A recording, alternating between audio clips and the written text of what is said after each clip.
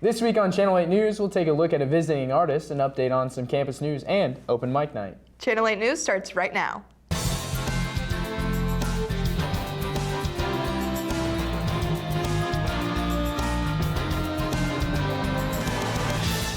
Thank you for tuning in to Channel 8 News. I'm Keegan Cooper. And I'm Madeline Mosbauer. On Friday, October 18th in the J.W. Jones Student Union Boardroom is Great Plains Political Science Association Conference Dr. Peter J. Longo. Dr. Peter J. Longo, Professor of Political Science at the University of Nebraska at Kearney, will deliver the keynote address as Northwest hosts the 22nd Annual Great Plains Political Science Association Conference. The keynote address begins at 3:30 p.m. On Thursday, October 17th at 7 p.m. in the J.W. Jones Student Union Living Room is open mic night. All students, faculty, and staff are invited to perform. Instruments, vocalists, readings, poetry, and more are encouraged. All are welcome to come and listen. Snacks will be provided. When we come back, we'll take a look at some of the events happening around the Northwest campus. Don't go away.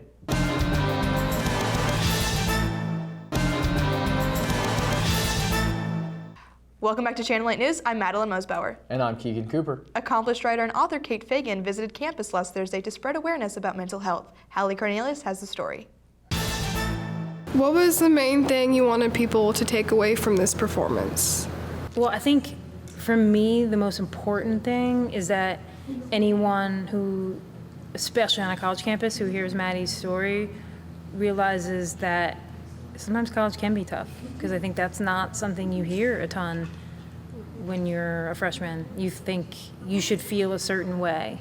And so I think it's really important, for me anyway, that people are sitting out there listening to Maddie's story like, okay, if I've felt anything like this before, like this is something that people have gone through and gotten to the other side. And so it's just hopefully a connection point to her, and then realizing that like they're not alone.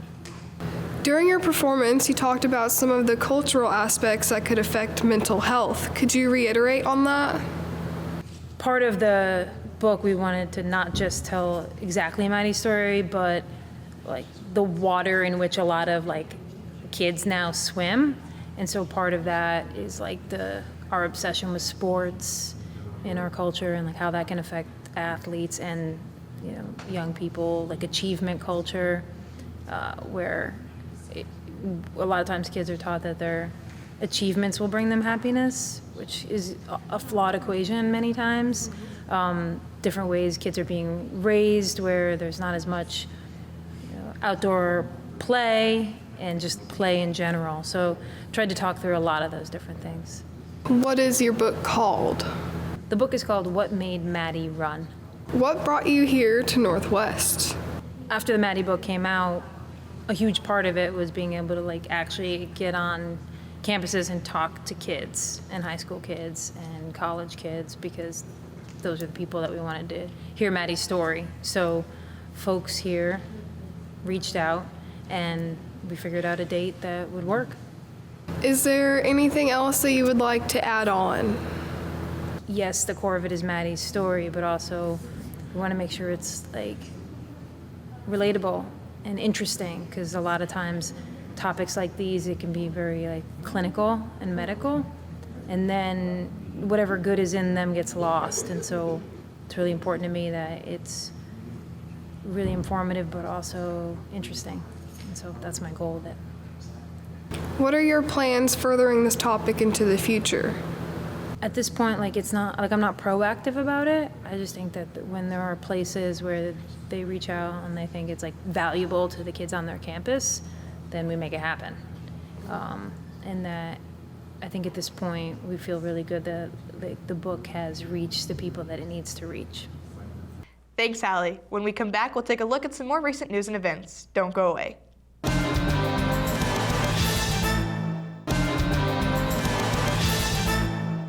Welcome back to Channel 8 News. I'm Keegan Cooper. And I'm Madeline Mosbauer. Last week, we discussed how to react to an active shooter situation on campus. This week, we focus on a conversation that is brought up after the attack. Will Linder has more. I don't believe that this insane monster should have ever been able to obtain a firearm. I do not think that he should have gotten his hands on any kind of weapon. This individual was nuts. And I, nor the millions of people that I represent as a part of this organization that I'm here speaking for, none of us support people who are crazy, who are a danger to themselves, who are a danger to others, getting their hands on a firearm. A gun can be used for good and a gun can be used for bad. We need to grow up and understand that guns aren't going anywhere, and neither are evil people who do horrible things. So let's stop wasting our energy talking about ineffective gun control and start focusing on ways to actively save lives instead of moving air around the room about gun control. You know, earlier this year, I answered a question in an interview by saying, the United States of America is the one advanced nation on earth in which we do not have sufficient common sense gun safety laws, even in the face of repeated mass killings. The people demand a law banning the sale of assault weapons. The people demand we prohibit the sale of high-capacity magazines. The people demand universal background checks. Stand for us or beware, the voters are coming. We childishly cling to gun control as the only answer to deal with this evil, while our kids go to unprotected schools with unprotected teachers and unprotected classrooms, and then are confused when our kids get slaughtered by evil people who consciously break, or in some cases, pass every law to do it. We need more guns, they'll argue. Fewer gun safety laws. Does anybody really believe that?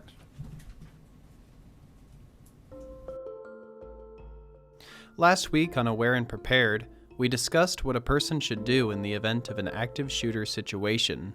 The run, hide, fight model of defense can be an effective way to keep people safe from aggressive intruders.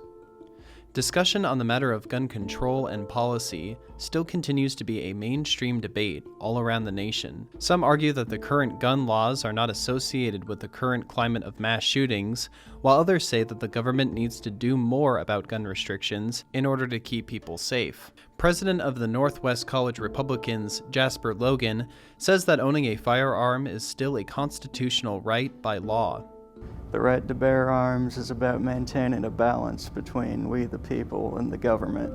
It's supposed to act as a deterrent against tyrannical government. If the government ever wants to take our rights away, they won't because we're armed.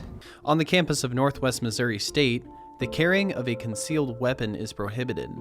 Students are able to store weapons at UPD, which is accessible to them 24 hours a day and 7 days a week. At the state level, I think our lawmakers are a lot more conservative. We saw last year they tried to nullify all federal gun laws in the state of Missouri, and they also tried to pass a campus carry law, which I think are two very important steps we can take to reduce mass shootings and to preserve our rights. The idea of open carry on college campuses is an idea that came to the Missouri Senate this year. Senate Bill 656 would also allow a school district to designate one or more school teachers or administrators as a school protection officer. So I think we can reduce the chance that Northwest would be a target for a mass shooting if the state passes the campus carry law. However, President of the Northwest College Democrats, Spencer Owens, says that more guns may cause more harm than good. The idea of having more guns in a confined space, one person gets in, starts shooting, another person starts shooting, you're going to end up with college students dead on the ground.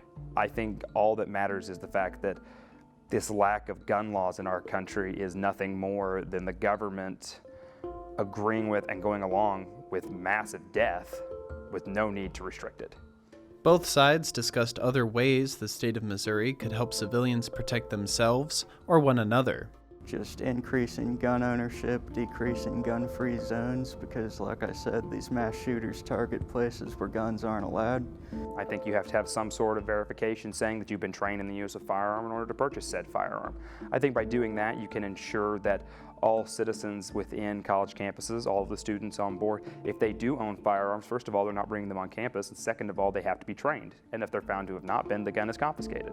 One item that was discussed on both sides is the issue of mental health and how it contributes to the breakdown of a hostile intruder. Well, I think the Republican Party wants to look at the deeper underlying issue that's causing people to act violently, and that's the mental health epidemic in this country. But you know, every time there's a shooting, the Democrats immediately jump to guns and we're forced to defend it. In some instances, mental health probably plays some sort of an aspect in shootings here in the United States and across the globe. But by simply saying that it's all mental health issues is the reason we're seeing these shootings, that's just simply not right. We have these shootings because some people want to do bad things. Next week on Channel 8, we examine the psychological makeup of the active shooter. What goes through an attacker's mind as they plan, prepare, and execute an attack? Reporting for KNWT, Channel 8 News, I'm Will Linder. Thanks, Will. On Thursday, October 17th, the Department of Language, Literature, and Writing hosts fiction writer Ron Austin and poet Caroline Chevatel to begin its 2019-2020 Visiting Writing Series at 7 p.m. in the J.W. Jones Student Union Tower View Dining Room.